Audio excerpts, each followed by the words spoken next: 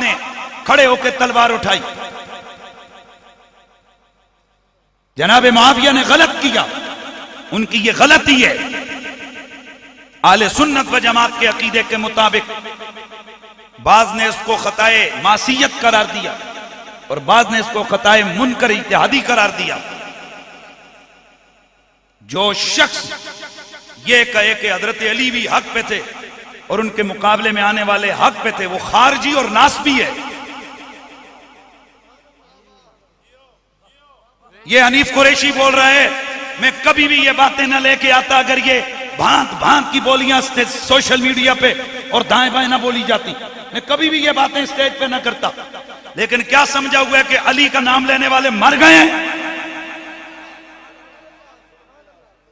गलत बातें लोगों में डाल रहे हो। ये सदियों से खारजियों और नासबियों का अकीदा है कि अली भी हक में और उनके मुकाबले में आने वाले भी हक में। गलत है।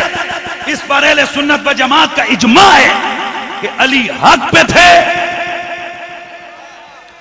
और मेरे मौला अली के मुकाबले में आने वाले खता पर थे। वो बेखता नहीं थे, वो खता पे थे। ताहम उनकी खता आले सुन्नत के दो धड़े हैं, इसमें सुन्नी है वो दोनों। हजरत अल्लामा ऐनी फरमाते हैं कि अगर ये बराबर बराबर खुदा के दरबार में छूट जाएं तो इनकी बड़ी अजमत है। लेकिन बहुत सारे मेरे जैसे आला हजरत और बाकी उलमा फरमाते हैं कि चूंकि इनकी नीयत में हम शक नहीं करेंगे, उनकी खता खता इज्तिहादी है, लेकिन हम उसमें बास नहीं पड़े करेंगे। खता उनकी खताए इज्तिहादी है। अब मैं सवाल पूछने लगूं, हक पे कौन है? मैं आखिरी जिड़ी में मोर लानी है, मैं साबी को ललवानी है।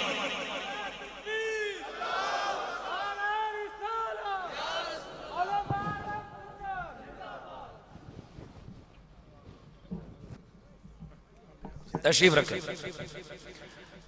मेरी बात मुकम्मल होने लगी है और ये बात को मैं मुकम्मल करना जरूरी समझता हूं, चूंकि बाद में ये क्लिपिंग वगैरह काट काट के वो गड़बड़ करते हैं लोग, लिहाजा गौर से सुनिएगा। जितने भी मामलात हुए, तशरीफ फरमाओ सारे हजरात तशरीफ फरमाओ। जितने भी मामलात हुए तशरीफ फरमाओ।